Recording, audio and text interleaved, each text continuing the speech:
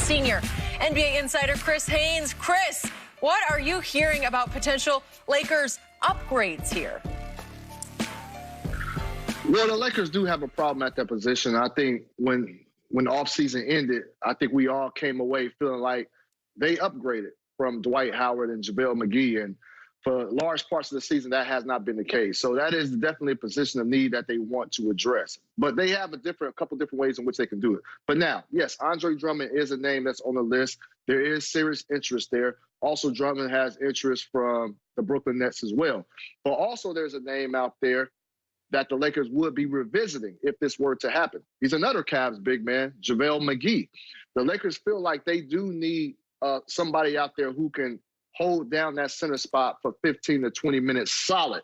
Marc Gasol, for the most part, hasn't given them that consistent play.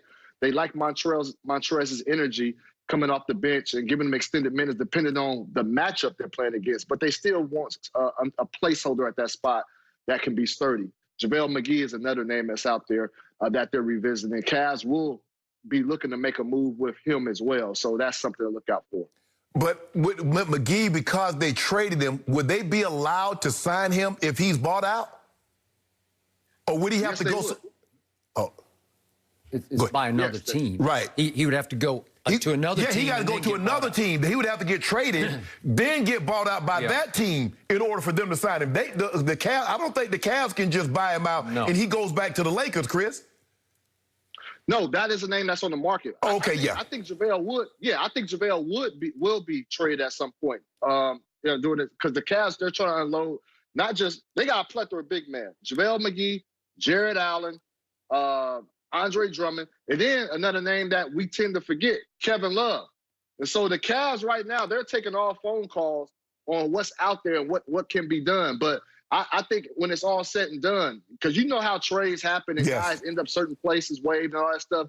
JaVale McGee is a name that could end up back with the Lakers when it's all said and done. But the Cavs have a bunch of positions that they want to make sure they bring in to get in value of return. But that center spot right now is one that they're looking to offload. Skip, look, one more thing, and I agree with you, Chris. They do need the big man because Marc Gasol, I think by all Laker Nation, Marc Gasol has not lived up to the billing of what they thought they were going to get. What they thought they were going to get offensively as far as scoring and passing the basketball has not manifested itself, and he's been a liability because they just put him in pick and roll and they just rolled to the basket. Another name that I would like to see, maybe Hassan Whiteside. Now, I know Hassan Whiteside has not been the Hassan Whiteside that we saw that one-year stretch when he was in Miami and parlayed that into a $100 million contract. But Skip, last year he led the league in blocks. Last year he did, he did have average 13 rebounds a game with about 12, 13 points. So I believe he's a valuable. But the Lakers need another big. Gasol getting in foul trouble is taxing the bench because you don't want Trez playing 30-plus minutes. He's undersized, and if Trez get in foul trouble, you got to go to Keith Morris, and he's even more undersized. So they need a big in the absolute worst way. Yep.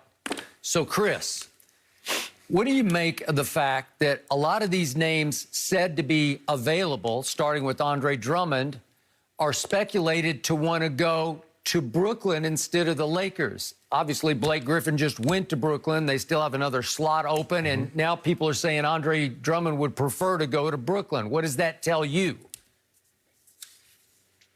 Well, look, Brooklyn is hot right now, and I think when all these top guys hit the market, the Lakers are being considered. You know, in most players' eyes, the Lakers are a top 3 destination if you want to go and win and compete for a championship right now.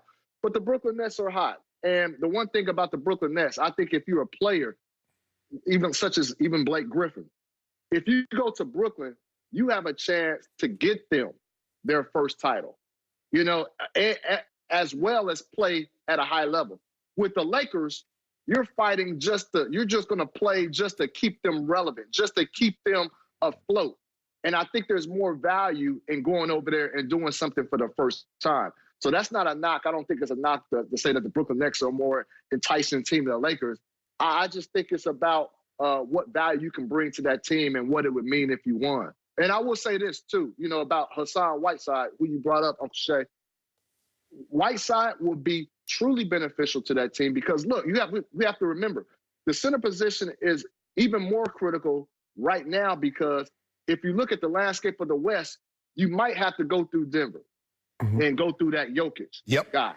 And if you get to the East, Brooklyn's hot right now. They're gaining on Philadelphia, but you might have to go against Embiid.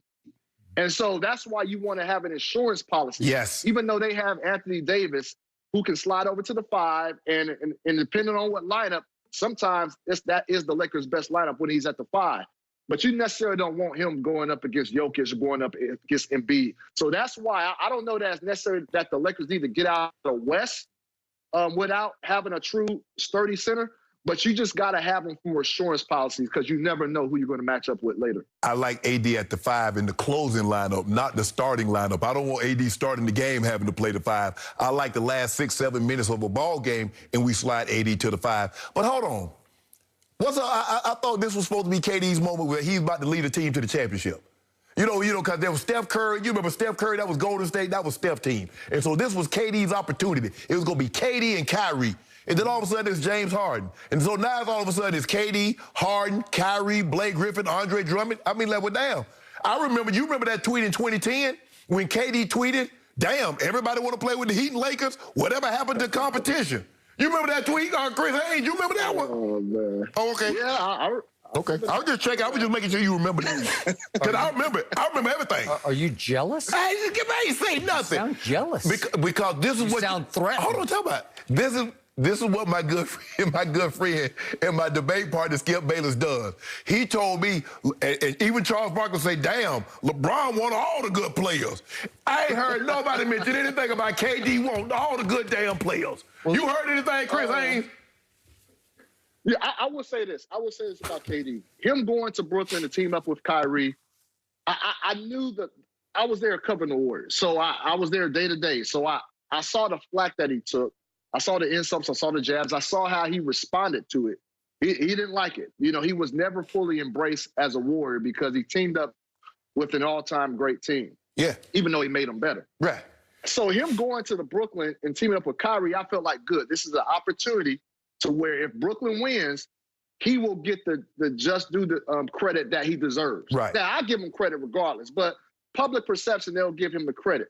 Now you add James Harden to the mix, and then you're adding Blake Griffin. We don't know if he still has all-star level potential left, but you got all these guys over there, right? And right now, as you see in my backdrop, these are my top 5 MVP candidates as of right now, and James Harden is there. So if the Brooklyn Nets do win the title, and I still do think KD will have a big role to play, I just wonder if he will still get that respect and the credit that he deserves. Because it's a squad that's filled with a lot of talent, and so I worry about that. But he won't get the flack that he caught in Golden State because they won a championship and they're the team that bounced them in the previous playoffs. That's my MVP. I wonder. That's my MVP backdrop too. I told you that's the MVP. They got Dame Lillard, James Harden, Embiid, LeGoat James, and Yoke.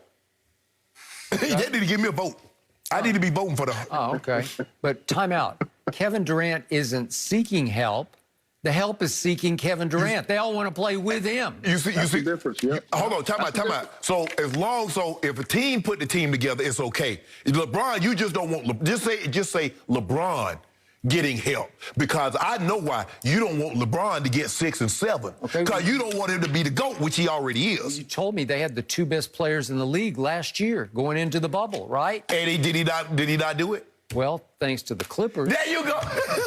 What the Clippers got to do with this? Well, everything. Hold on. Who they going to get? They need some help too, don't they? No, they're just fine. They're laying in the weeds in the basement. They're just waiting for their moment. The weeds just growing over them, Skip. So, Chris, back to you. I haven't heard. No, go. No, Skip. I've been saying, Skip, I haven't heard from you. You were, especially last year, it was Clippers heavy. Clippers heavy. Probably every show, if not every show, every other show. The Clippers have been missing from your vocabulary lately. I want to know what's going on.